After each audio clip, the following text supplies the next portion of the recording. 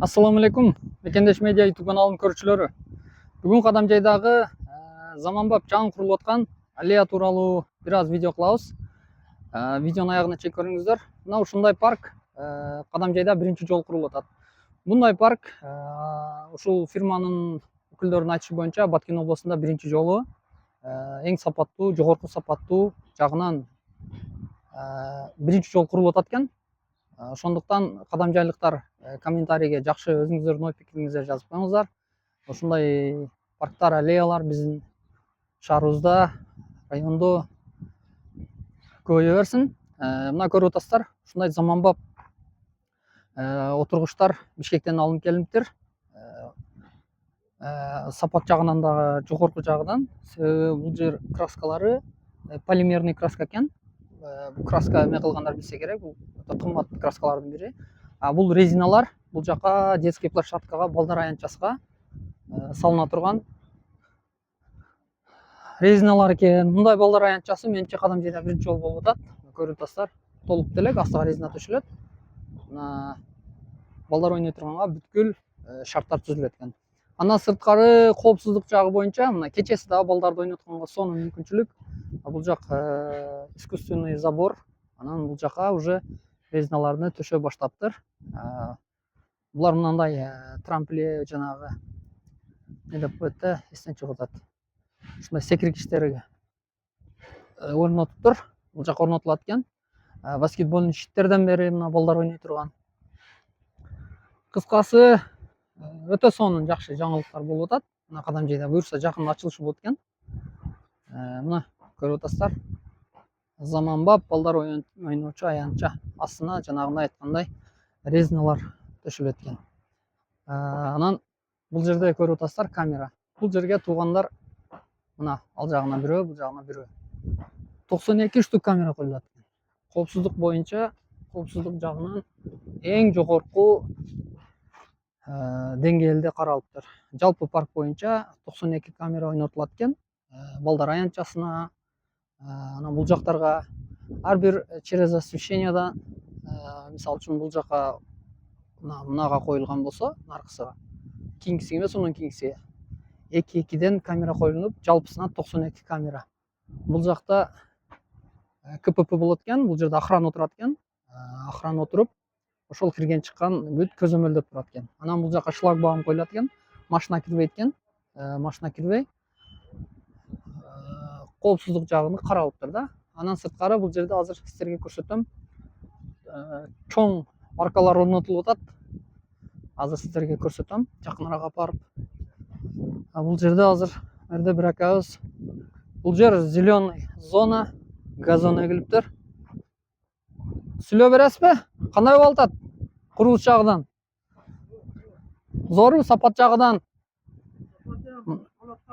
Талаптагыдай. Мына ушундай насостор менен газондорду ушинтип сугарылат экен. Заманбап ыкмада.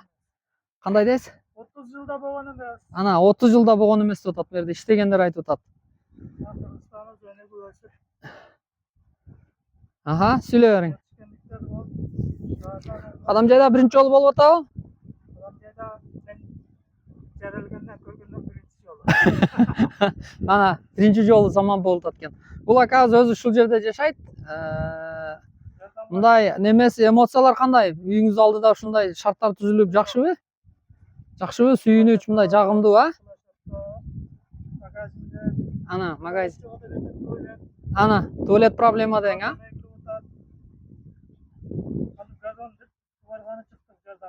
Мына ашарга чыгыптыр жардамга. Мына 3 күн 4 күндөн бери ушул жерде газон эгилгенден бери ушул жерде сугарып атам дейт. Молодец.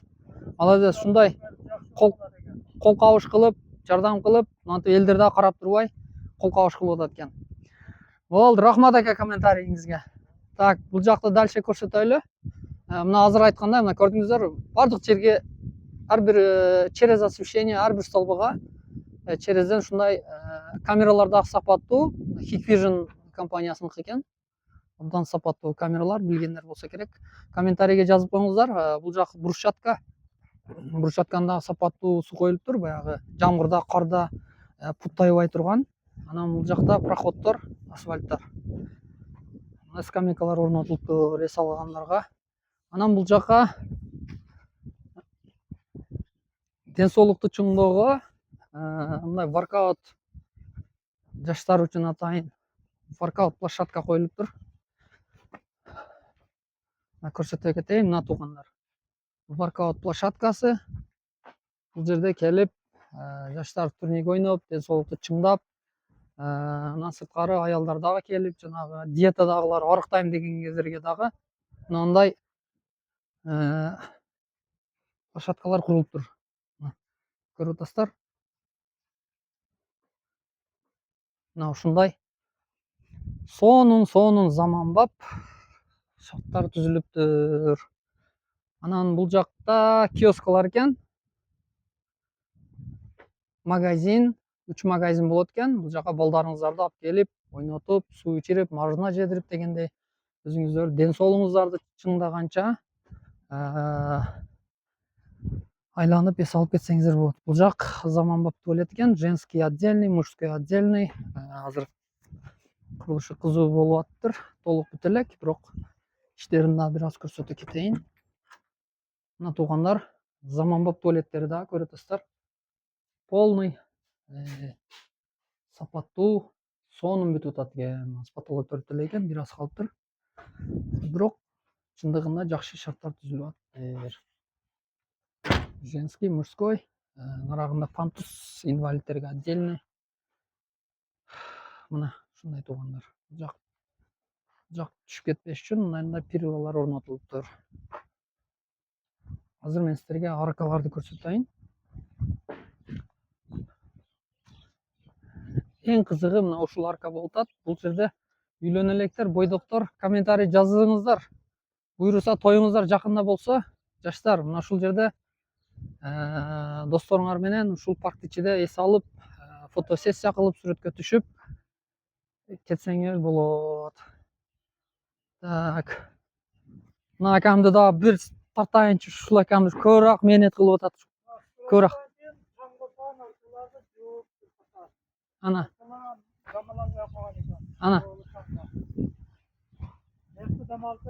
Негизи сапат жагынан жакшыбы мындай?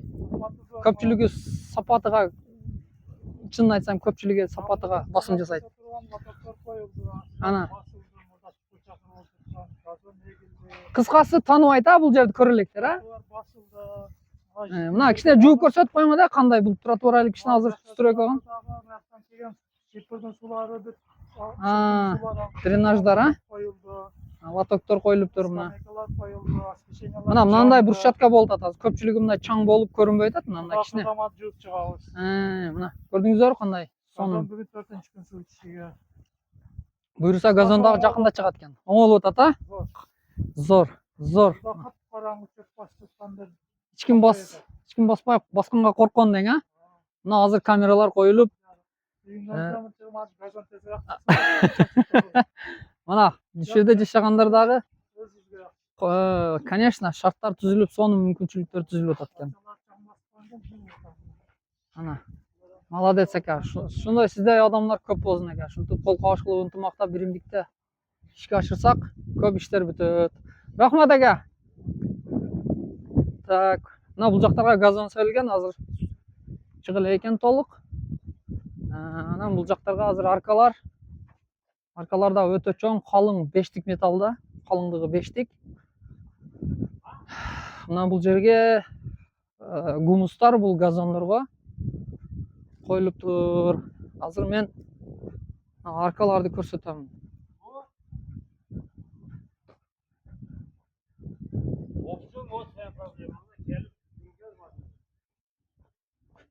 Мына туугандар, мындай сонун арка курулуп атат. Бул жерге жалпысынан 28 арка орнотулат. Мына көрдүңүздөрбү?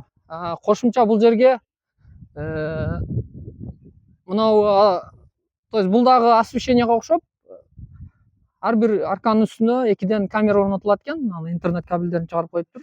Анан сырткары бул жерге светильниктер орнотулат экен. Мындай кылып туруп, полный светильник болуп, до конца мына ушундай арка болот экен. Жалпысынан бул башынан аягына чейин 28 арка коюлат экен.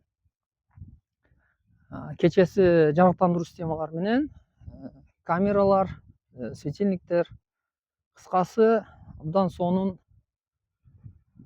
иштер болуп атыптыр. Андыктан кадамжайлыктар позитив, жакшы ой маанайда комментарий жазып, лайктан басып коюңуздар. Мындай нерсе Кадамжайда биринчи жолу болуп атат. Видео жаккан болсо, комментарий күтөм сиздерден. Сөзсүз түрдө жазып коюңуздар. Кадамжайлыктар барсыңарбы?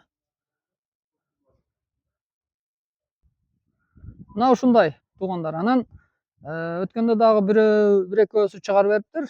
Бул жакты уклон кылып таштаптыр, анан кыйшык таштаптыр деп негатив жазган экен. Мен ошо боюнча азыр архитекторлордон жооп алдым. Ал себеби мындай экен, мен силерге азыр түшүндүрөм. Бул асфальт өйдөдө турат, 10 сантиметр. Андан кийин брусчатка дагы 10 сантиметр пасыракта, анан бул жагы уклон болгон.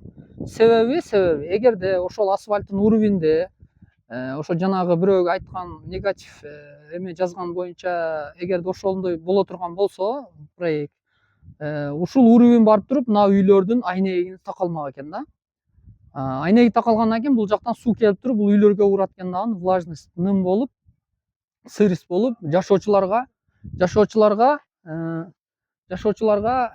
абдан ыңгайсыз шарттар болуп калат экен, жагдайлар. Ошону долбоордо эске алынып, ушундай уклон менен мынтип чукурайтып анан бул жака дренаж коюп, ал жака суу кетпеш үчүн ошону эске алып, жашоочулардын дагы оюн эске алып, ушундай долбоор түзүлүптүр. Анан аны билип билбей эле ушундай интернетке чыгарышып бериптир. Мына акаям ушул жерде жашайт. Сиз дагы ошо боюнча оюңуз кандай? Жанагы баягы монакты уклон кылып бериптир, анан кыйшык кылып коюптур деп бир экөөсү чыгарып бериптир да, менин угушумча. Айнеге барып калат. Ошону архитекторлор дагы азыр айтып атат да, ошондой ошол эске алынган. Латок коюлду, латок проектте жок экен. Сиздердин суранычыңыздар менен. Проектте болгон эмес. Проектте жок нерсе дең? Кошумча. Мына көрдүңүздөрбү, ар бир нерсе.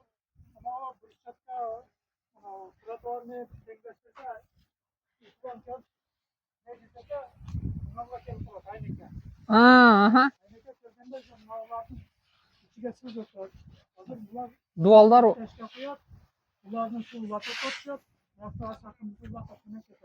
Латок жок экен проект. Проектте жок, кошумча кылынды дең? Мына ушундай туугандар. Элдин кызыкчылыгын дең, Мына ушундай туугандар. Көрдүңүздөрбү, өткөндө ошондой эме болуптур, менин угушумча. Бул үйлөр чукурда турат экен чындыгында. Где-то почти 1 метрге жакын экен да, 80. Эгер асфальттын уровенин ала турган болсо, уже 1 метр болуп калат экен. Айнеге барып калат экен да. Мына ошол себептен мындай уклон кылынып, проектте дагы ошондой лестничный кылып уклондорду берип туруп ушундай чакырган. Бизге зыян тийгизбейбиз деген. Ошол нерседен түшүнүп келип, латокту кошумча коюп беришти. Мына ушундай туугандар. Ошондуктан жакшы иштер болуп атканда дагы жакшы өзүбүздүн көз карашты чагылдырып, медиага каршы латоктор коюп, көрсөтмөлөр коюп, элдердин рахмат. Мына туугандар, көрдүңүздөрбү? Ушундай сонун жакшы парк курулуп атат. Буюрса бүткөндө дагы биздин каналды аягына чейин көрүп туруңуздар. Дайыма көз салып туруңуздар. Дагы чыгарабыз буюрса, бүткөндөн кийин ачылышында дагы буюрса чыгарабыз. Сиздер менен Мекендеш медиа YouTube каналы болду. Кийинки видеолордо көрүшкөнчө сак саламатта калыңыздар. Кадамжайлыктар, сиздерден жакшы комментарийлерди күтөмүн. Комментарий жазып коюңуздар. Лайк сөзсүз түрдө.